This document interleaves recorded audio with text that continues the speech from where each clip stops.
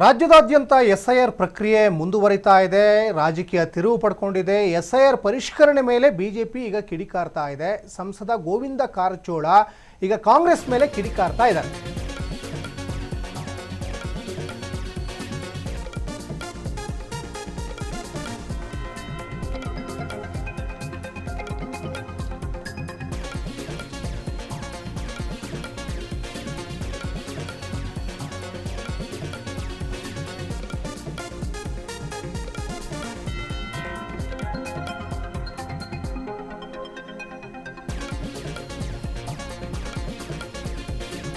ಈ ಎಸ್ಐಆರ್ ಪರಿಷ್ಕರಣೆ ಮೇಲೆ ಸಾಕಷ್ಟು ಅನುಮಾನಗಳಿಗೆ ವ್ಯಕ್ತವಾಗ್ತಾ ಇದ್ದಾವೆ. ಕಲ್ಯಾಣ ಮಂಟಪಗಳಲ್ಲೂ ಎಸ್ಐಆರ್ ನಡೀತಾ ಇದೆ ಅಂತ ಬಿಜೆಪಿ ಟೀಕೆ ಮಾಡ್ತಾ ಇದೆ.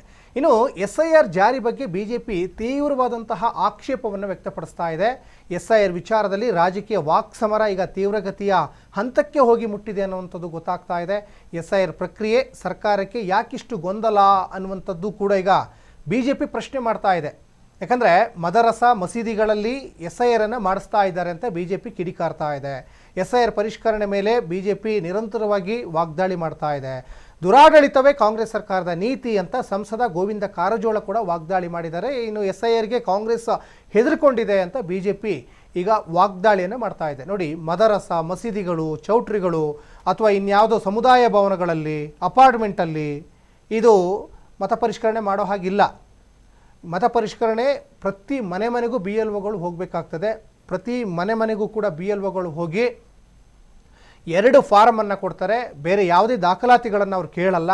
ಆ 2 ಫಾರಮನ್ನು ಭರ್ತಿ ಮಾಡಿಕೊಡ್ಬೇಕಾಗ್ತದೆ. ಅದಕ್ಕೆ ಒಂದು ಫೋಟೋ ಕೂಡ ಅಣಿಸ್ಬೇಕು. ಮತ್ತು ಬೇರೆ ರೇಷನ್ ಕಾರ್ಡು, ಆಧಾರ್ ಕಾರ್ಡು ಯಾವುದೂ ಕೂಡ ಡೀಟೇಲ್ಸ್ ಅವ್ರು ಕೇಳಲ್ಲ.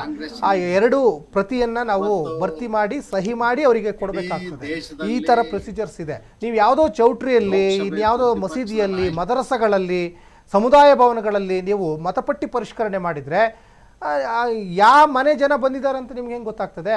ಯಾರೋ ಹೊರಗಿನವ್ರು ಬಂದು ಇಲ್ಲಿ ಮತಪಟ್ಟಿ ಪರಿಷ್ಕರಣೆಯಲ್ಲಿ ಪಾಲ್ಗೊಳ್ಬೋದು ಅಥವಾ ಅರ್ಜಿಯನ್ನು ಭರ್ತಿ ಮಾಡ್ಬೋದಲ್ಲ. ಹಾಗಾಗಿ ಈ ಮತಪಟ್ಟಿ ಪರಿಷ್ಕರಣೆ ಅನ್ನೋದು ಪಾರದರ್ಶಕವಾಗಿ, ಪಕ್ಷಾತೀತವಾಗಿ ಮತ್ತು ಸ್ವಜನಶೀಲವಾಗಿ ಆಗಬೇಕು. ಆದರೆ ಇದು ಆಗ್ತಾ ಇಲ್ಲ ಅನ್ನುವಂಥದ್ದು ಬಿ ಜೆ ಪಿಯವರ ಆರೋಪ. ಜೊತೆಗೆ ಬಿ ಜೆ ಪಿಯವರು ಕೂಡ ತಪ್ಪು ಮಾಡ್ತಾ ಇದ್ದಾರೆ. ಕರಪತ್ರವನ್ನು ಹಂಚ್ತಾ ಇದ್ದಾರೆ. ಯಾವುದೋ BBMP ಮಾಜಿ ಸದಸ್ಯರ ಹೆಸರೋ ಅಥವಾ ಇನ್ಯಾರೋ ನಾಯಕನ ಹೆಸರನ್ನು ಅದರಲ್ಲಿ ಭಾವಚಿತ್ರವನ್ನು ಹಾಕಿಬಿಟ್ಟು ಕರಪತ್ರ ಹಂಚ್ತಾ ಇದ್ದಾರೆ. ಹಾಗಾಗಿ BJP ಮತ್ತು ಕಾಂಗ್ರೆಸ್ ಈ ರಾಜಕೀಯವನ್ನು ಬದಿಗೊತ್ತಿ ಅವರಿಗೆ ಸ್ವತಂತ್ರವಾಗಿ ಪರಿಷ್ಕರಣೆ ಮಾಡಲಿಕ್ಕೆ ಬಿಡಿ ಅಷ್ಟೇ.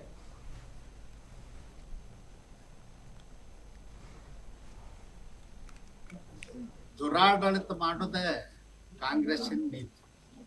ಇವತ್ತು ಇಡೀ ದೇಶದಲ್ಲಿ ಲೋಕಸಭೆ ಪ್ರತಿಪಕ್ಷದ ನಾಯಕ ರಾಹುಲ್ ಗಾಂಧಿ ಅವರು SIR ಬೇಡ ಅಂತ ಓಡಾಡ್ತಾ ಇದ್ದಾರೆ.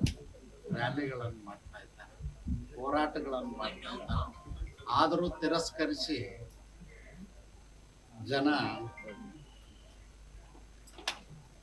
ಬಿಜೆಪಿಯನ್ನು ಆಯ್ಕೆ ಮಾಡಿದ್ದಾರೆ. ಅಷ್ಟಾದರೂ ಅವ್ರಿಗೆ ಬುದ್ಧಿ ಬಂದಿಲ್ಲ. ಮೊದಲು ಹೇಳಿದ್ರು EVM ಮಷಿನ್ನೇ ಸರಿ ಇಲ್ಲ ಅಂತ. EVM ಮಷಿನ್ನೇ ಸರಿ ಇಲ್ಲ ಅಂದ್ರೆ 18ನೇ ಶತಮಾನಕ್ಕೆ ಹೋಗ್ಬೇಕು ನಾವು. ಹೆಬ್ಬಟ್ಟು ಹೊತ್ತು ಕೆಲಸ. ಇವತ್ತು ಯಾಂತ್ರಿಕ ಯುಗದಲ್ಲಿ ಇಡೀ ಜಗತ್ತೇ ಇವತ್ತು EVMಗಳ ಮೇಲೆ ಅವಲಂಬಿತ. ಅವರು ಯಾಕೆ ಬೇಡತ್ತಾರೆ EVMಗಳಂದ್ರೆ, EVM ಮಷಿನ್ಗಳಲ್ಲಿ ಬೇನಾಮಿ ವೋಟಿಂಗ್ ಮಾಡಲಿಕ್ಕೆ ಅವಕಾಶಗಳು ಕಡಿಮೆ. ಹಾಗಾಗಿ EVM ಬೇಡ ಅಂತೇಳಿ ರ್ಯಾಲಿ ಮಾಡಿದರು, ಮೋಟರ್ ಸೈಕಲ್ ರ್ಯಾಲಿ ಮಾಡಿದರು, ಹಾಫ್ ಚಡ್ಡಿ ಹಾಕೊಂಡು ಓಡಾಡಿದ್ರು. ಜನ ಕೇಳಲಿಲ್ಲ, ತಿರಸ್ಕಾರ ಮಾಡಿದ್ರು. ಇವತ್ತು SIRದು ಕೂಡ ಬೇಡ ಅಂದ್ರೂ ಕೆಲವು ರಾಜ್ಯಗಳಲ್ಲಿ ಈಗಾಗಲೇ ಆಗಿ ಸಕ್ಸಸ್ಫುಲ್ ಆಗಿದೆ. ನಾನು ಕಾಂಗ್ರೆಸ್ ನಾಯಕರಿಗೆ ಕೇಳಲಿಕ್ಕೆ ಬಯಸ್ತೇನೆ, SIRದಂಥ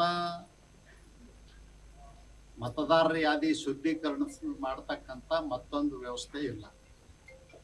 SIR ಮೂಲಕ ಮಾಡಿದ್ರಿಂದ ಇವತ್ತು ಮಹಾರಾಷ್ಟ್ರದಲ್ಲಿ BJP ಗೌರ್ಮೆಂಟ್ ಇದೆ, ಫಡ್ನವೀಸ್ರೇ ಮುಖ್ಯಮಂತ್ರಿಗಳಿದ್ದಾರಲ್ಲ. 56 ಲಕ್ಷ ಮತದಾರರ ಪಟ್ಟಿಯಿಂದ ಅನರ್ಹರನ್ನು ತೆಗೆದುಹಾಕಿದೆ. 2 ಕೋಟಿ ಜನರನ್ನ UP ಉತ್ತರ ಪ್ರದೇಶದಲ್ಲಿ ಭಾರತೀಯ ಜನತಾ ಪಕ್ಷದ ಮುಖ್ಯಮಂತ್ರಿಗಳಿದ್ದಾರೆ, ಸರ್ಕಾರ ಇದೆ, ಅಲ್ಲಿ ಕೂಡ ತೆಗೆದಾಕ್ತಾರೆ. ಯಾರು ಅನ್ನೋದು ತೆಗಿತಾರೆ, ಸತ್ತವ್ರನ್ನ, ಊರು ಬಿಟ್ಟು ಹೋದವ್ರನ್ನ, ಡಬಲ್ ಎಂಟ್ರಿ ಒಂದು ಇದೆ. ನಮ್ಮ ರಾಜ್ಯದಲ್ಲೇ ರೋಣ ಮತಕ್ಷೇತ್ರದಲ್ಲಿ ಒಬ್ಬ ವ್ಯಕ್ತಿ 17 ಬೂತ್ನಲ್ಲಿ ವೋಟರ್ ಇರ್ತಾರೆ. ಇವನ್ನೆಲ್ಲ ಸರಿ ಮಾಡ್ಬೇಕಲ್ಲ, ಅದಕ್ಕಾಗಿ ಮಾಡ್ತಾ ಇದ್ದಾರೆ. ಅಲ್ಲೇನು ಇವತ್ತು ಹೆದರ್ಕೊಂಡು ಕಾಂಗ್ರೆಸ್ನವರು ಮದರ್ಸಾಗಳಲ್ಲಿ, ಮಸೀದಿಗಳಲ್ಲಿ ಮತ್ತು ಮ್ಯಾರೇಜ್ ಹಾಲ್ಗಳಲ್ಲಿ, ಕಲ್ಯಾಣ ಮಂಟಪಗಳಲ್ಲಿ ಮಾಡಿಸ್ತಾ ಇದ್ದಾರೆ. ದುರಾಡಳಿತ ಮಾಡೋದೇ ಕಾಂಗ್ರೆಸ್ಸಿನ ನೀತಿ. ಇವತ್ತು ಇಡೀ ದೇಶದಲ್ಲಿ